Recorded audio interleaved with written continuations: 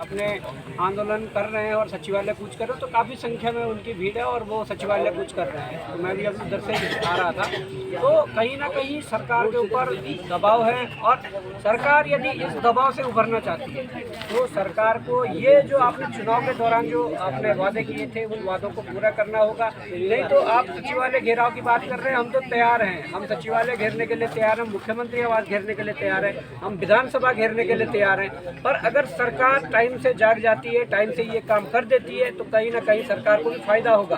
क्योंकि आने वाले विधानसभा सत्र तक यदि ये नहीं करते हैं, विधानसभा सत्र में तो बहुत बड़ी संख्या में प्रदेश भर से लाखों लोगों को साथ में लेकर वो हमारे सैनिक पूर्व सैनिक या अर्ध सैनिक संगठन हो या हमारे कोई और सामाजिक संगठन हो, छात्र संगठन हो, सबसे हमारी वार्ता चल रही है और एक बड़े आंदोलन की तैयारी हम कर रहे हैं।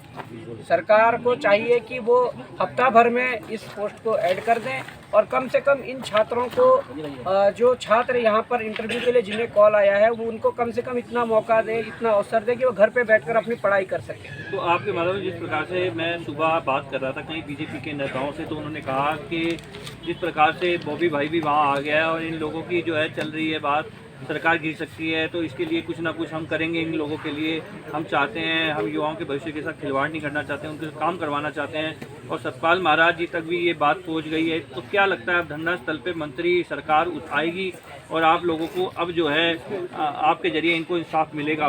देखिए, हम नहीं चाहते कि सरकार मंत्री यहाँ धरना स्थल पर आए, वो अपने स्तर पर वहाँ से एक जियो जारी कर दे कि 228 पोस्टों को ऐड किया जाता है, हम यहाँ से उठकर चले जाएंगे। तो यहाँ क्यों बुलाना है? आपको जिस काम के लिए चुना आप वो काम करिए। हम नहीं वो ये कह रहे हैं कि आप यहाँ पर आइए, यहाँ पर कर आप ये कीजिए। परंतु मैं ये ज़रूर कहना चाहता हूँ सरकार से कि ये भी आपके बच्चे हैं, इनको न्याय दिलाने का जो हमारा अधिकार है और उसे आप उस अधिकार के तहत आप इन्हें न्याय दीजिए। मैं ये कहना चाहता हूँ कि कम से कम यदि आप इनकी सुनते हैं, ये 228 पद ऐड करके अगर 228 घरों का चूल्हा जलाते हैं तो कहीं ना कहीं सरकार को दुआ मिलेगी इन युवाओं की, है ना। और नहीं करते हैं तो फिर आप जानते हैं कि युवा का उल्टा वायु होता है और वायु जब अपना रौद्र रूप लेती है तो वो तूफान बनता है। और शायद मुझे नहीं लगता कि कितने भी प्रचंड बहुमत की सरकार हो, यदि युवा का जो उल्टा वायु हो जाता है और जब रौद्र रूप ले लेगी तो तूफान से तो कोई सरकार बच नहीं पाएगी। तो कहीं ना कहीं आपके समर्थन से इनका मनोबल बढ़ा है, कहीं ना कहीं आपके समर्थन से इनके अंदर जो ताकत आई है वो देखी जा सकती है। युवा इकट्ठे होते जा रहे हैं, पर अब जो है अब लगता है आप जिस प्रकार से आप कह रहे हैं सचिवालय घेराव करेंगे, विधानसभा घेराव करेंगे, तो आपके नेतृत्व में क्या लगता है कि कई हजारों की संख्या में अगर युवा देहरादून की जो देहरादून राजधानी है इसमें सचिवालय घेराव किया जाएगा हजारों की संख्या में, तो इतनी भीड़ लग जाएगी, जाम की स्थिति पैदा हो जाएगी, लोगों को असुविधा का सामना करना पड़ेगा और जाम की स्थिति बहुत बन जाएगी। क्या लगता है आपको स्थिति कैसी होगी? देखो, इस स्थिति से निपटने के लिए सरकार को ये काम कर देना चाहिए। अगर सरकार ये चाहती है कि हम नहीं करेंगे काम, तो लोगों के तो कॉल आ ही रहे हैं, प्रदेश भर से काफ़ी लोगों के कॉल आ रहे हैं, काफ़ी संगठनों के कॉल आ रहे हैं, काफ़ी अभिभावकों के कॉल आ रहे हैं कि सरकार को घेरिए, क्योंकि सरकार अभी बिल्कुल भी ये काम करने के लिए इच्छुक नहीं है और ये मनमानी जो कर रहे हैं, जो भी मांग जायज़ मांग को लेकर अपने आप जो कोई अपनी जायज़ मांग को लेकर इनके पास जा रहे हैं, तो उनका काम ना करना ये बड़ा दुर्भाग्य है। उत्तराखंड सरकार इस पर ध्यान दे और कम से कम आप ये जो जायज़ मांगे हैं इन पर विचार करके इन पर कोई ठोस निर्णय लें और जैसे ये 228 पोस्टों की बात है तो इन्हें ऐड करके आप इन छात्रों को राहत दे सकते हैं। तो कांग्रेस के भी बड़े बड़े नेताओं से मेरी अभी बात चल रही थी, कल शाम को हुई, उन्होंने किसी फंक्शन में जा रखे थे हम, तो उन्होंने कहा कि ये बॉबी पवार जी जो नेताजी इनके साथ आ गए हैं, इनकी शक्ति बहुत बढ़ भी की है, हम बॉबी पवार के साथ हैं, वो कहेंगे तो कांग्रेस भी जो है उनके साथ समर्थन में आ जाएगी। नहीं, देखिए, शक्ति तो हमारी ये है जो यहाँ पर बैठे हुए हैं, शक्ति युवा है और ये युवा हर एक दिन सुबह से लेकर शाम तक और यहाँ रात भर संघर्ष कर रहे हैं। तो अगर कल के दिन जीत भी होती है, ये इनके संघर्ष का नतीजा है। और जहाँ तक विपक्ष की बात है, अन्य राजनीतिक दलों की बात है, उनको तो खुलकर सामने आना चाहिए, सरकार को घेरना चाहिए।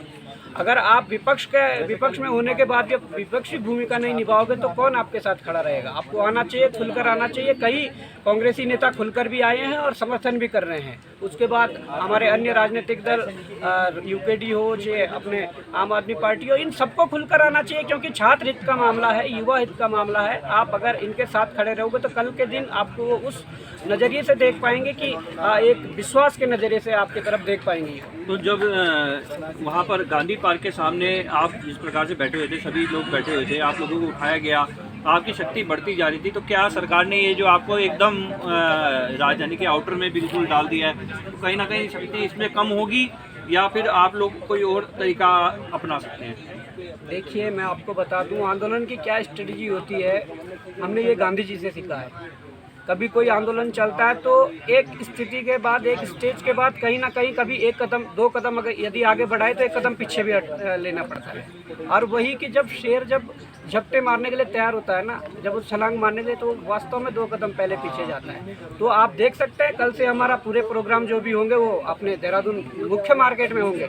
कल भीख मांगने का जो यहाँ पर हमारा प्रोग्राम होगा, जो सरकार, जो विभागीय मंत्री ये कह रहा है कि हमारे पास वित्त नहीं है, उनको वित्त इकट्ठा करने के लिए ये सब छात्र कल भीख मांगेंगे। सर्वे चौक से लेकर तिब्बती मार्केट होते हुए इंदिरा मार्केट, पलटन मार्केट में भीख मांगेंगे। और वो पोस्ट जो वहाँ से हमें पोस्ट प्राप्त होगा, जो पोस्ट सरकार की सहायता के लिए दिए जाएंगे कि ये कोष है, आप इन 228 पदों को ऐड करिए। और उसके बाद लगातार, कल से लगातार ऐसे प्रोग्राम सारे वहीं होंगे।